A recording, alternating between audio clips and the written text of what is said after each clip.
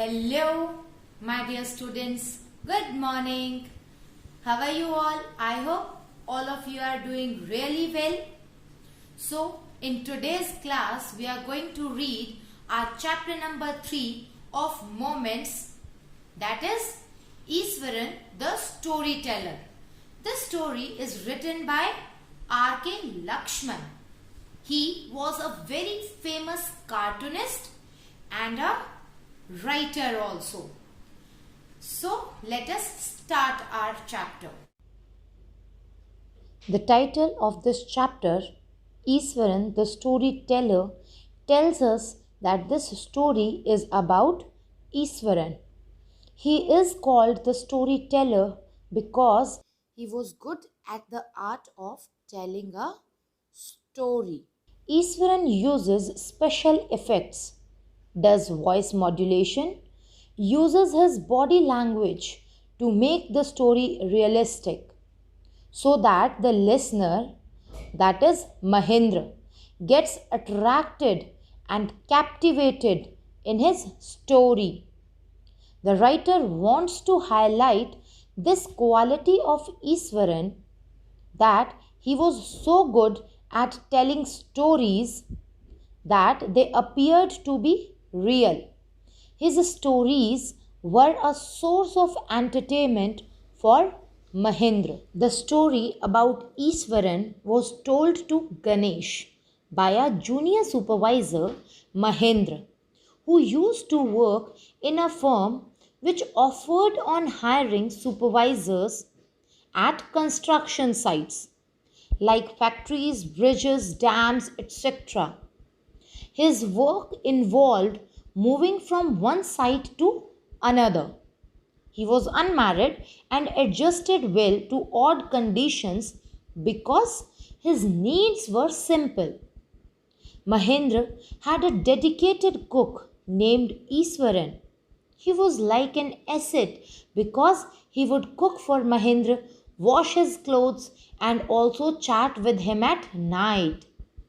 Iswaran was a master storyteller and could make up innumerable stories on different subjects. Another quality of Iswaran was his ability to improvise cooking material, even at the remotest place. He could cook delicious dishes quickly as if he were doing some magic. Mahendra's daily routine started with getting up early and leaving for work after breakfast. He would also carry lunch with him.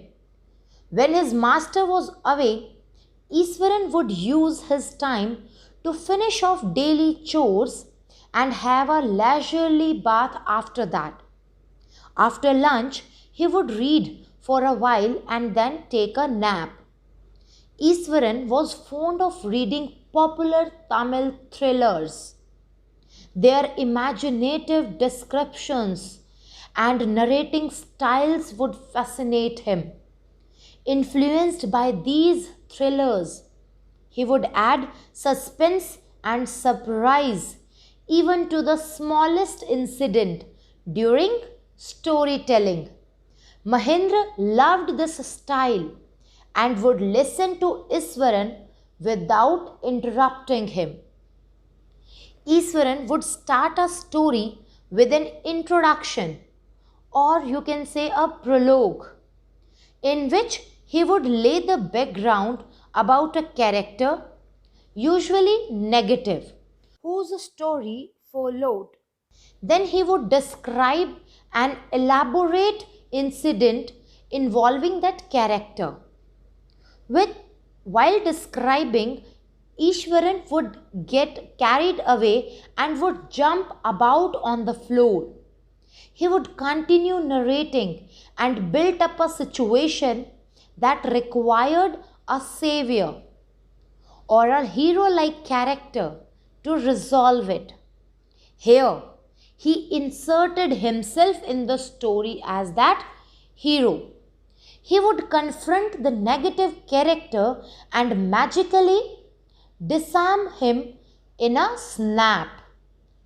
Once he told Mahendra a story about an elephant that had escaped from the jungle and destroyed everything that came its way.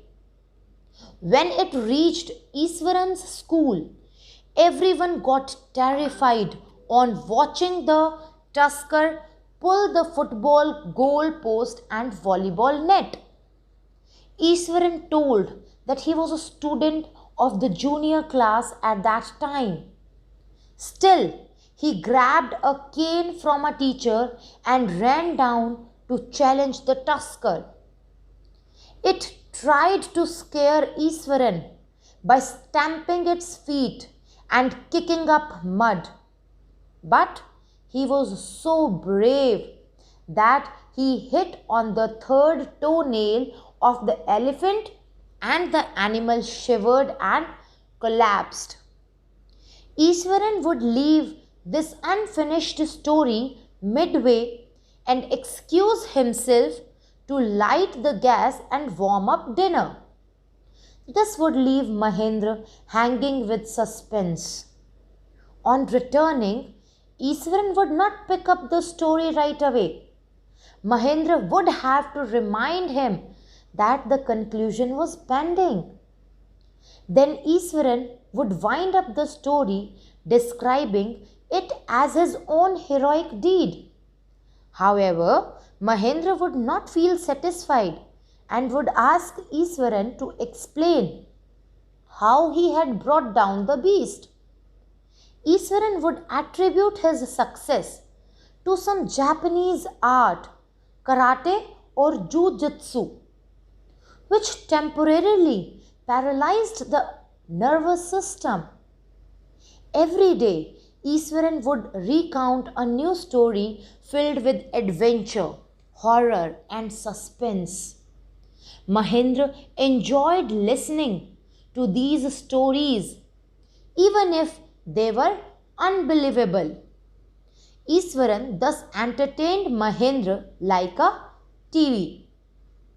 One morning, when Mahendra was having breakfast, Iswaran sought permission to cook something special for dinner. It was an auspicious day, and according to the tradition, delicious food was prepared to feed the spirits of ancestors. Mahendra enjoyed a lovely meal that night and complimented Iswaran on his cooking skills. The cook seemed pleased, but suddenly started narrating a horrifying account about the supernatural powers. He told that the factory area where they were living was once a burial ground. Mahendra was jolted out of the pleasant mood that he had got into after the satisfying meal. Iswaran continued telling that he had seen a human skull lying on the path on the first day, and he still came across a number of skulls and bones. He also told that sometimes he saw ghosts at night, and although he was a brave fellow who did not get easily frightened, he was afraid of one horrible ghost of a woman. She appeared off and on at midnight during the full moon. She was an ugly creature with matted hair and a shivered face. She looked like a skeleton and held a fetus in her arms. Mahendra got terribly scared on hearing this description and cut Iswaran short by scolding him. He said that there was no such thing as ghosts or spirits, and it was a mere figment of his imagination. Saying so, he left the room to go to bed. He expected Iswaran to sulk for some days over the scolding, but to his surprise, the next morning Iswaran was as cheerful and talkative as ever. But Mahendra could not go to bed bed comfortably after that night. He would look into the darkness outside through the window next to his bed to make sure that there was no one nearby. But he could not see anything other than darkness and twinkling lights of the factory. Earlier, he used to admire the milky white landscape on full moon nights. But after hearing Iswaran's story of the female ghost, he avoided looking out of the window on moonlit nights.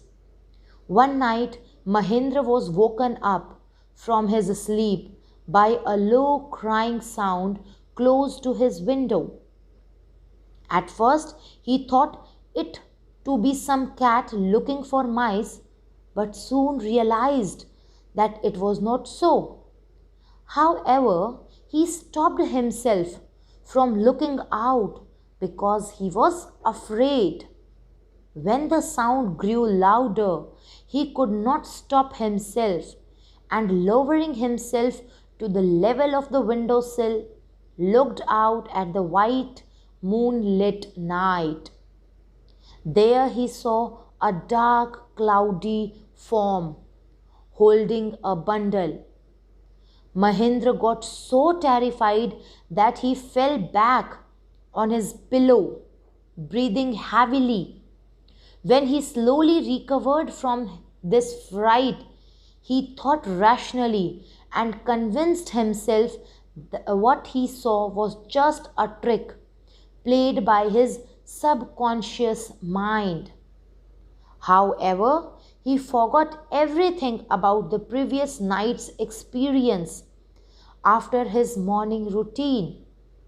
As always, Iswaran greeted him at the door with his lunch packet and his bag. Just when Mahendra was stepping out, Iswaran told him that he had come running last night when he heard a crying sound from his room. This revelation scared Mahendra so much that he went straight to his office and put in his resignation. He resolved to leave the haunted place the very next day. I hope the chapter is clear to you and you must find the character of Iswaran very interesting. You must have learned the art of writing or narrating a story from him. Okay, with this I would like to say you a bye. We'll meet in the next video. Bye bye.